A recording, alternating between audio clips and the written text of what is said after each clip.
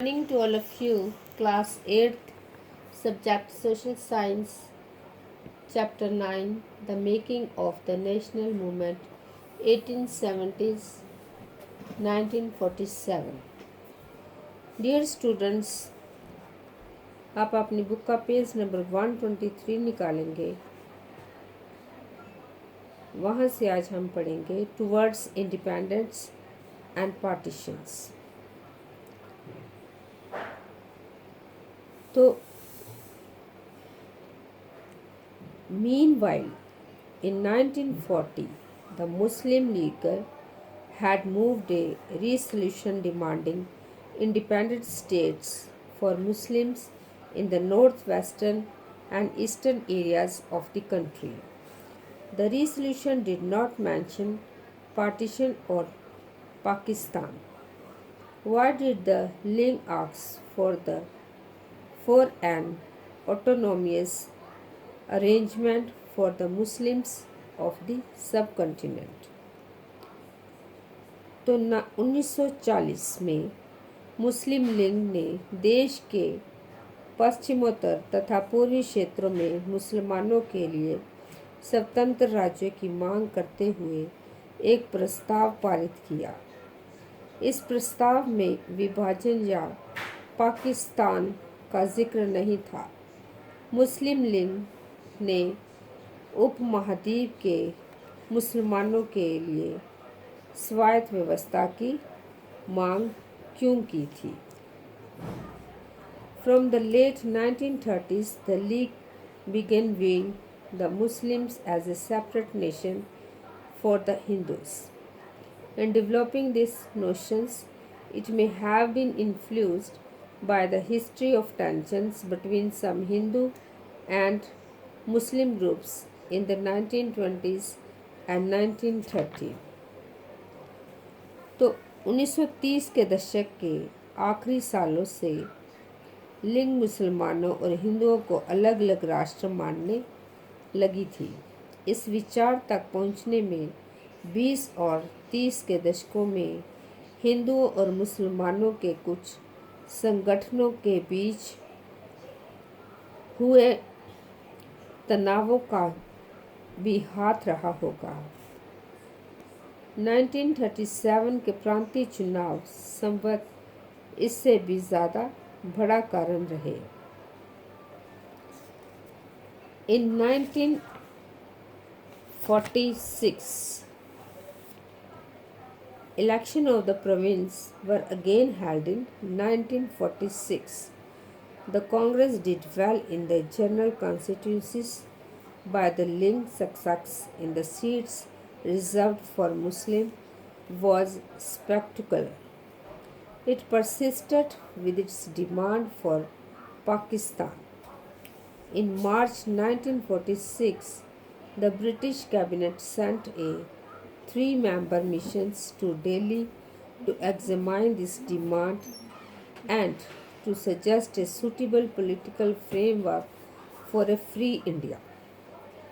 तो 1946 में दोबारा प्रांतीय चुनाव हुए। सामान्य निर्वाचन क्षेत्रों में कांग्रेस का प्रदर्शन तो अच्छा रहा, परंतु मुसलमानों के लिए आरक्षित सीटों पर लीग को बेजोड़ सफलता मिली। लीग पाकिस्तान की मांग पर चलती रही। मार्च 1946 में ब्रिटिश सरकार ने इस मांग का अध्ययन करने और स्वतंत्र भारत के लिए एक सही राजनीतिक बंदोबस्त सुझाने के लिए 3 सदस्यीय परिसंघ भारत भेजा। This mission suggests that India should remain united and constitute itself as a loose confederations with some autonomy for Muslim majority areas, but it could not get the Congress and the Muslim League to agree to specific details of the proposal. Partition now become more or less inevitable. तो मार्च 1946 में British सरकार ने इस मांग का अध्ययन करने और स्वतंत्र भारत के लिए एक सही राजनीतिक बंदोबस्त सुझाव के लिए 3 सदस्यीय परिसंघ भारत भेजा। इस परिसंघ ने सुझाव दिया कि भारत अविभाजित रहे और उसे मुस्लिम बहुल क्षेत्रों को कुछ स्वायत्तता देते हुए एक ढीले ढाले महासंघ के रूप में संगठित किया जाए।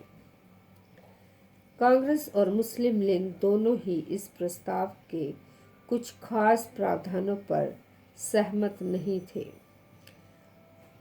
अब देश का विभाजन अवश्यभावी था। After the failure of the cabinet mission, the Muslim League decided on mass agitations for winning its Pakistan demand. Cabinet mission की इस विफलता के बाद मुस्लिम लीग ने पाकिस्तान की अपनी मांग मनवाने के लिए जनांदोलन शुरू करने का फैसला लिया। It announced 16 August 1946 as Direct Action Day. On this day, riots broke out in Calcutta, lasting several days and resulting in the death of thousands of people. By March 1947, violence spread to different parts of northern India. तो उसने 16 August 1946 को प्रत्यक्ष कार्रवाई दिवस मनाने का आह्वान किया। इसी दिन कलकत्ता में दंगे भड़क उठे जो कई दिन चलते रहे। इन दंगों में हजारों लोग मारे गए। मार्च 1947 तक उत्तर भारत के विभिन्न भागों में भी हिंसा फैल गई थी। Many hundred thousands people were killed and numerous women had to face untold brutalities during the partitions. Millions of people were forced to flee their homes, torn asunder from their homelands. They were reduced to being refugees in alien lands. Partitions also meant that India changed, many of its cities changed, and a new country, Pakistan, was born. So the joy of our country's independence from British rule came mixed with the pain and violence of partitions. तो कई लाख लोग मारे गए। असंख्य महिलाओं को विभाजन की इस हिंसा में अकथनीय अत्याचारों का सामना करना पड़ा। करोड़ों लोगों को अपने घर बार छोड़कर भागना पड़ा।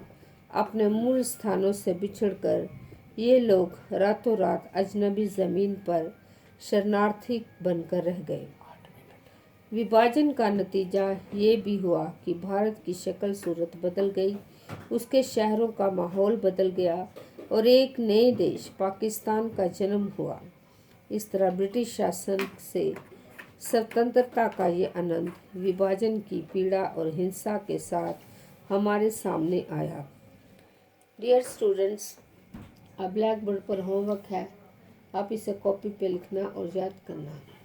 तो आपका क्वेश्चन है, why did the Muslim League announced 16 August 1946 as direct action day. इसका आंसर है, it announce 16 August 1946 as Direct Action Day in support of its demand. Thank you and have a nice day.